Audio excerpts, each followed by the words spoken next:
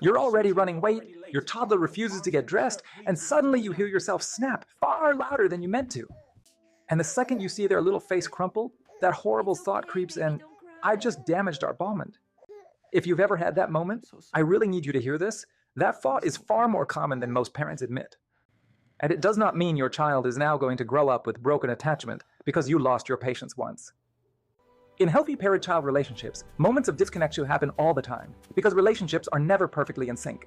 What matters most is not whether there was a rupture, but what happens after that rupture. And that is the part that can quietly shape your child's sense of safety, trust, and so forth.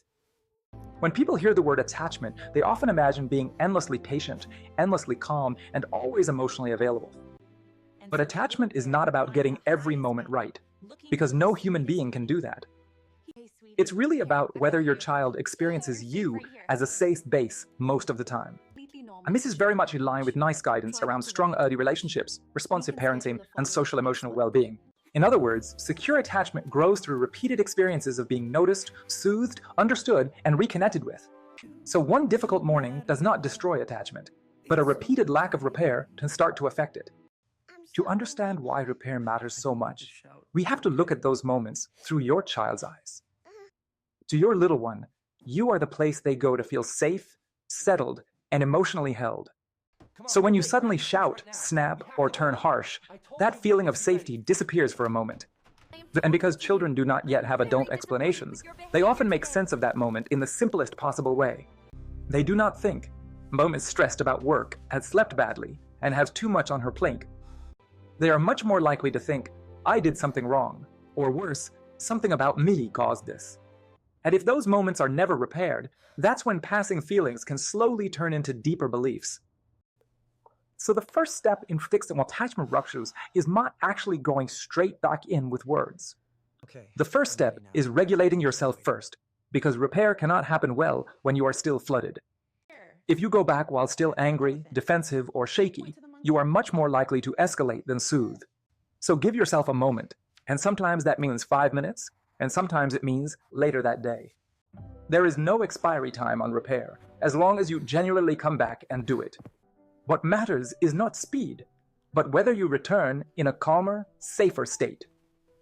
Once you are calm, get down to their level, soften your tone, and name what happened clearly.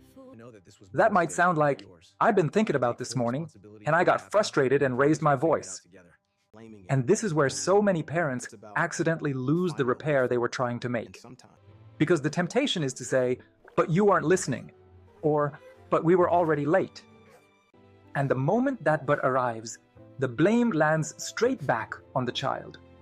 You are not excusing their behavior, you are simply taking responsibility for your behavior first. Once you have owned your part, the next step is showing them you can see their side too.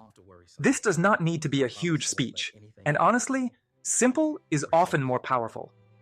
You might say, I'm sorry if I frightened you, or I think that probably felt a bit scary. What you are doing there is restoring emotional safety, not just apologizing for a behavior. You are teaching your child that their feelings matter, and that relationships can recover after hard moments. And then you offer a way back in, maybe a cuddle, a story, a few minutes of play, or simply closeness. Now here is the step most parents skip, and it's why the same battles keep happening again. Once connection is restored, and both of you are calm, that is when you teach. So if the issue was getting dressed, you do not restart the argument. You teach the skill. You might say, next time when I ask you to get dressed, you can choose the blue top or the green one. That is far more useful than simply saying, don't do that again, because children need a replacement plan. So the sequence becomes repair first, teaching second, and that order matters a lot. If you are worrying about attachment, the fact that you care this much is already telling me something important. It tells me you are thinking deeply about how your child feels, and that is a very good sign. Attachment is not built to perfection.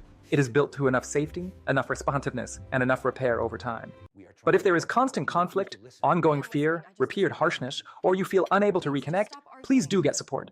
That may be through your GP, health visitor, parenting support, or help for your own stress, burnout, or mental health. Because the goal is not being a perfect parent. It's being a parent who comes back, repairs, and keeps showing up. Thanks for watching. If this helped you, don't forget to like, subscribe, and follow along for more simple pediatric tips every week. See you in the next video.